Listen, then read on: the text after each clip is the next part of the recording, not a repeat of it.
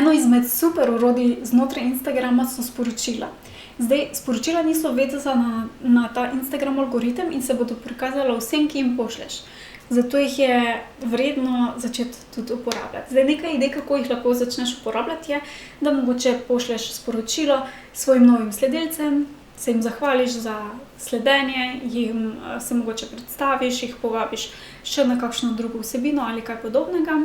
Potem, če želiš z nekom sodelovati, mu to lahko pošlješ tudi sporočilo, če te nekdo inspirira, lahko to svoje navdušenje pošlješ preko teh DM sporočil.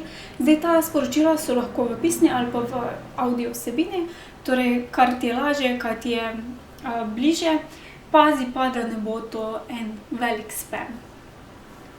Če ti je bil ta izziv všeč in želiš svoje znanje še poglobiti, pridobiti še torej kakšne nove informacije, pa te vabim, da pokukaš na moj online tečaj za Instagram, ki se vedno znova še updata, prihajajo nove informacije.